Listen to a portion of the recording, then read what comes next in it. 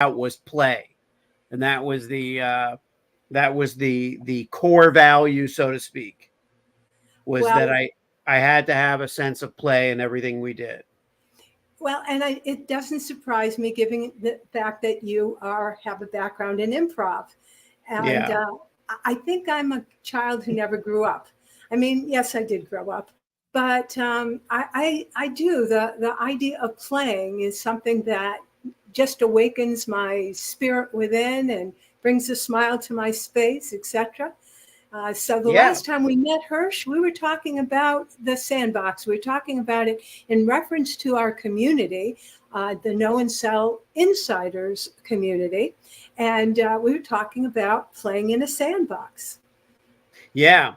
The obvious connection. Whoops. It isn't about It's like, playing. do that Don't again. kick I me out of the eliminated sandbox. you. You have to say it again because I eliminated you and I was supposed to Yeah. eliminate me. Yeah. The thing is, it's when we talk about playing in the sandbox, it's not about playing alone by yourself in the sandbox. It's about, having friends and learning about different tools, learning about different things we can play with, toys, if you will, or elements that are in there, getting feedback from one another, showing each other what we're building. So there's a lot that we've both gotten from being in communities, and it's very exciting to be starting one of our own. Right. And for me, the idea of playing in the sandbox is about getting feedback. It's about the fact that there are other people there who are creatively trying to work with the sand and in a playful, creative manner. And it's a chance to receive some feedback.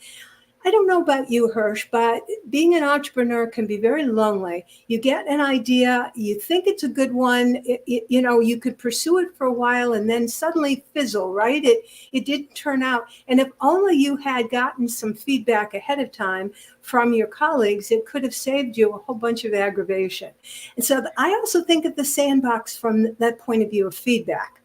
Yeah, I love that. The fact is, I wrote in my post about today's know and sell pointers. I said, what's the only kind of loop that actually moves you forward? And it's a feedback loop, because I think that without that reaction, without a response, where do we get our momentum from? Everything can't come from us. We don't want to be discouraged by feedback, but sometimes we have to balance our disappointment about maybe an idea that we thought was flawless, and the fact that we're actually getting something that moves us forward by getting some good feedback.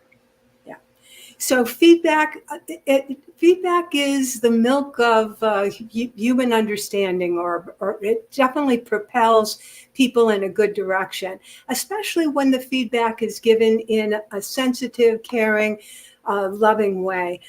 And I don't know about you, but definitely when I have opened myself up and listened to feedback, it allows me to then regenerate and recreate and reconfigure something I may be working on.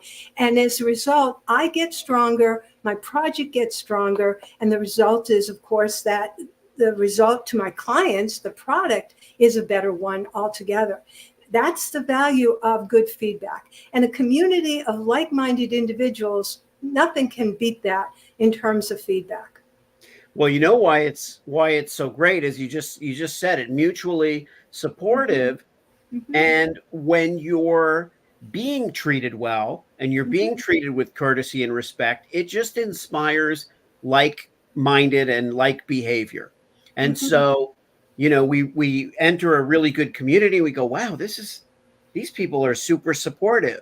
This is really, I am compelled to give back in kind. And I think that the same is true with feedback. You have to have trust in order to accept criticism, constructive criticism, accept insight and all of that. And so you're really relationship building, which is what the sandbox idea is about, where kids learn how to respect one another, how to share, how Mm-hmm. to how to be kind, how to be supportive. Somebody falls down, somebody helps them get up. And there's a lot of that. And you just reminded me, believe it or not, when I was, I think, maybe a sophomore, junior in college, I had an assignment which was to, it was a child psychology course I was taking, and it was to go find some children and go study them, watch them, observe them. And when I say study, I don't mean that there were specific questions I was asking. It was really an observational, how do children play?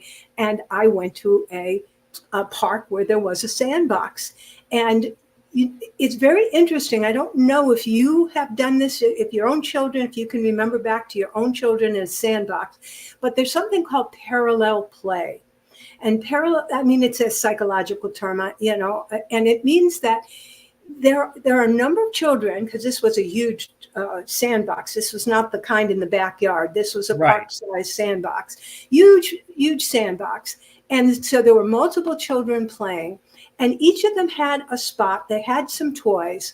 But what you reminded me is that when a toy went missing, or, etc., how the other children worked together to support and help that individual. And they helped them find the toy. Or Yeah. they exchanged toys with each other. So it was fascinating to watch this behavior take place. And that, by the way, was, children, right? Maybe 3, 4, 5 years old. Think of what it's like as adults, in a sandbox. It's going to be so much better. Well, that brings up another point, which is that we lose so much through adulthood. Wow. We hear a lot about, these days, um, people commenting on the fact that, until 7 or 8 years old, we're in an alpha state. We have an unlimited sense of play. We have an imagination. We see beyond the horizon. And then life teaches us to hold back and to restrain everything and constrain our ideas and our creativity. But by getting back in that sandbox mindset, we open up all the doors. Everything's possible now. And yet, what I think the good side is of our growing up and taking our responsibilities and being aware of reality and all of that is that now we get back in this sandbox with the notion of, okay, this is the real world. We want to keep options open. We want to encourage one another to reach for the sky. But here's something we learned about, a system, a real world system. Here are workarounds. Mhm. Here are, obstacles we come up against so that we're not living in a fantasy world. We're not reverting, Mhm. but we're also recapturing something that we may have lost. Right, that spirit of play and that spirit of creativity, discovery, and so forth. I recently noticed on a TV show I was watching that there actually was a sandcastle university. I don't remember what beach this was in. I think it was on the east coast of the United States, like maybe one of the Carolinas, or possibly Virginia. Can you imagine a sandcastle university? Uh, Clearly, by learning certain techniques of how to start with to build a sandcastle, and that's what growing a business is all about too. You start with a foundation, and from there they basically carved away what wasn't part of the sandcastle. Do you know what I'm saying? and Yeah. and again, how did that come? It came from interaction, comments, from a 360 tour of the sandcastle, because sometimes the builder is so into it that he or she can't really get the scope of it and really know how it's impacting others. And that's where community comes in. Yeah. And as you were talking about Sandcastle University, I imagine it's much less expensive to donate buildings to a Sandcastle University because when high tide comes, your building gets washed away. But at the same time, it is a phenomenally creative idea, and I really think that we need that. We need to foster creative solutions, Yeah. creative problem solving. Yeah. And that's another thing where, we do these know and sell pointers, and layered throughout each episode are hopefully some nuggets that people can take and apply in their own life. But there's something about a community where you're checking in on one another, and you don't have to check in every single day. You don't have to contribute every single day, but it's there.